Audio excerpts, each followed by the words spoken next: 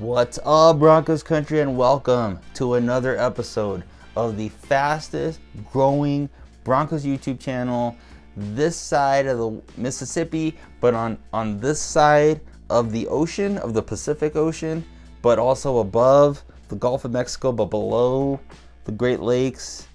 I don't know. I was going somewhere with that. But anyway, welcome to Keep Your Eye on the Ball. My name's Adam, and I'll be bringing you all the greatest and most insightful information for you, my Bronco brothers and sisters. As always, remember to like, remember to share, remember to subscribe. Remember to buy me presents. I don't know why I keep telling you every week, because I'm getting the other stuff. I'm not getting any presents though. So I don't know. There's a disconnect somewhere. So as always, let's bunny hop into the episode. Sorry, it's Easter.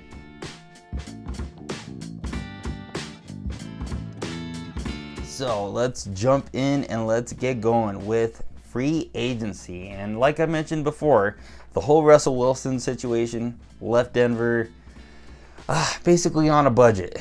And that didn't mean that they gave up entirely and were just cutting guys left and right, because they did bring in some talent. And while it may not be as well known or didn't get as much headlines as some of the other guys, I do think that they did upgrade at a couple spots. And I will be giving you my best free agency signing, and I will also be giving you my under the radar free agency signing that I still think could have a great impact on the Denver Bronco team going into this offseason. Now, Roach, since we're always being pragmatists, we're looking at pluses, we're also looking at minuses. And for as much as Roach really excelled against the run, didn't have the same success against the pass, and was mostly just a rotational player. Now, Denver, as we saw from seasons past, does like rotating their defensive linemen in and out. So I do think that Roach fits well there. He also fits well with what Sean Payton wants from his defensive lineman, and also is a good 3-4 defensive end, which is different than being a 4-3 defensive tackle or a 4-3 defensive end. So with him being familiar with the system, it kind of shortens his ramp up time in order to be a contributor on the field. So my under the radar signing is gonna go to, drum roll. Actually, we should do it here. No, that'll mess with my microphone. Forget it. Screw it, we'll do it live. It will be Cody Barton, formerly of the Washington Commanders. Barton is here on a one-year deal. Basically, this is going to be a one-year prove-it deal for him. He has had 23 out of 25 starts the last two seasons with the Commanders and also with the Seahawks.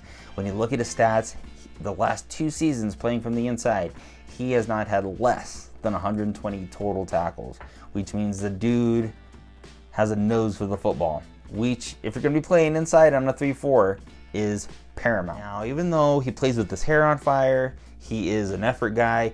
In a lot of ways, he's very similar to Alex Singleton. Not the greatest coverage linebacker, and while that is hard to find, especially at linebacker, for anybody really, Denver has been really deficient in this area for a couple seasons. And while you do like the headiness of Josey Jewell, who's now in Carolina, and you do like the productivity and the passion that Alex Singleton brings, they're not the greatest coverage linebackers, and Barton really isn't going to impress there. So while I think they will be better as far as the rush defense when you bring in a guy like Barton and also a guy that we just mentioned in Roach, I think that the rush defense will be a lot better. You just may not see a whole lot of picks and a whole lot of asking our linebackers to basically match up with tight ends. But just because he's not good in one area, and I wouldn't even say not good, just not as good as a run defender, it's still a plus signing. It just may be something that we need to scheme for.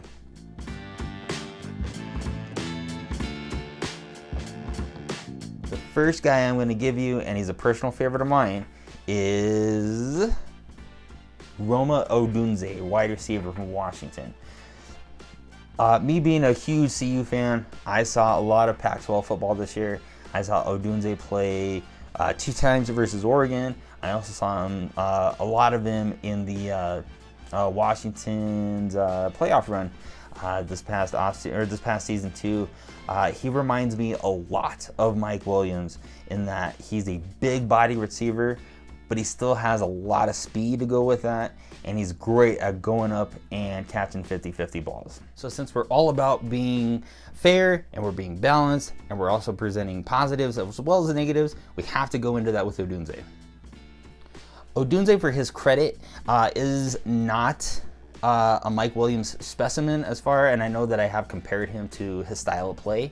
Odunze is not as big as Mike Williams. Williams or Mike Evans. Mike Evans.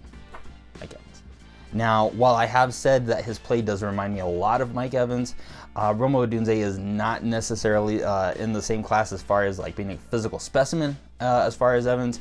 Mike Evans is a monster of a guy that runs like a little guy. And while Odunze is by no means like a slot receiver or a small guy, he doesn't have the same physical impressiveness that Evans does. Doesn't mean that he's a small guy, just not a big guy. This is also another really small nitpick. This is a really small nitpick. But Odunze also hasn't shown that he's a willing down the field blocker or is a good maybe like crackback blocker. Especially when you see the Denver offense and what they ask of their receivers, especially Courtland Sutton, LJ Humphrey, guys who have a little bit of size, they do ask them to do quite a bit in the run game. And I don't know that I've necessarily seen that with Odunze. It's a trait that wide receivers need to work on, and I don't know that that's 100% fit. It is a very, very small thing, but it also could be something that maybe, even if it's coached, he's never going to be like a great blocker. It's really hard to say, and I don't know that's necessarily going to cause him to slide, or you know, whoever takes him, if it happens to be Denver or somebody else, causes him to fall back. But it is one of those things that may not be ever a strong part of his game.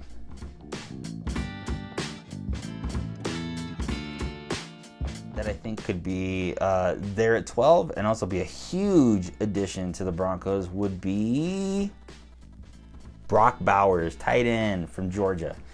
Now, I admittedly I haven't watched a ton of Brock Bowers, so what I did was I picked one game on YouTube and I watched him for that entire game. I will say, if any of you want to be evaluators, do not go to somebody's highlights. Highlights are meant to make a guy look good, not what he can actually do.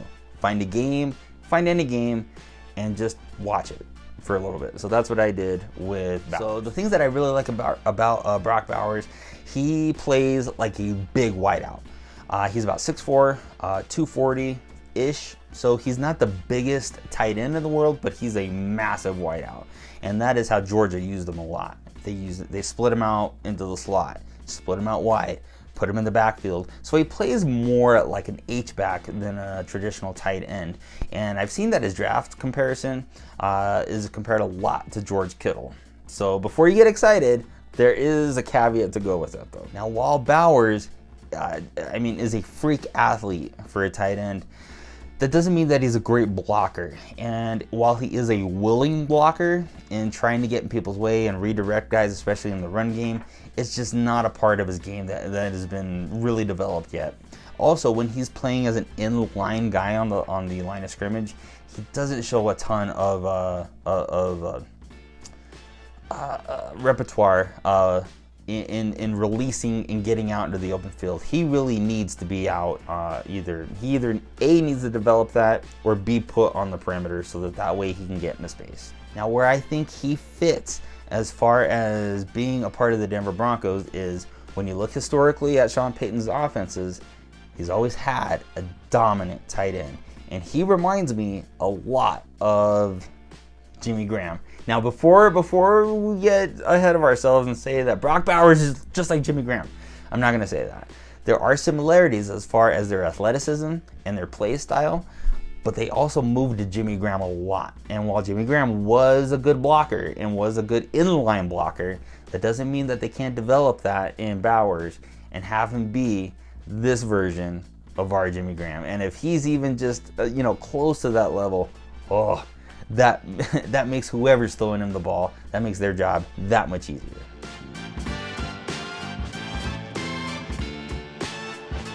the last guy that I think could be there at 12 that Denver could be looking at that isn't a quarterback is Latu Latu, the outside linebacker from UCLA. Now, when you're in the division that has Justin Herbert and Patrick Mahomes, getting them on the ground is how you prevent them from taking over a game. And while Denver does have some pass rushers, notably Baron Browning, Jonathan Cooper, and Nick Bonito, you still need a stable of guys back there, and you still have to have guys that can defend the run, and Latu is one of those guys. Now, Latu, again, I kind of put him in the same class as Odunze in that there's a ton of things that I like about him, but there's also some really small things that you need to point out if we're all being subjective here. The most prominent of that, and I'm having so much trouble speaking today for some reason, is his medical history. While he was at Washington, Latu did have a pretty severe neck injury that caused the staff to actually medical retire him, which necessitated his move to UCLA. Now, while he hasn't had any issues with that, anytime that you're on the line of scrimmage, either as an offensive lineman or a defensive lineman, having neck issues is a bit of a red flag. And like I said, he hasn't had any further issues with it, but if you're the Broncos or any other team, you need to have that in your evaluation and determine if this is something that is an acceptable amount of risk or maybe something that causes you to look somewhere else to fill the position at 12. Tell me what you think. Do we really need to go after a guy at 12? Or maybe can we just take the best player possible at that spot and maybe look at a quarterback maybe later on in the draft, like a Michael Penix or a Nolan Pratt? Or maybe go after a guy in free agency. Or maybe you love Jarrett Stidham.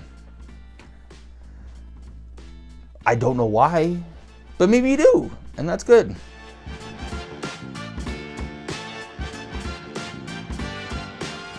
Well, that wraps up another episode of me making mouth noises and saying way too often. But as always, just thank you so much for all the comments, all the likes, shares, subscribers, all these things that are kind of coming in now, and where it throws me off a little bit, but in a very good way. So as always, just keep those pouring in. If you like the show and you want to keep supporting the show and keep wanting to see it grow, remember to hit that share button. Remember to keep hitting like. Remember to keep leaving comments.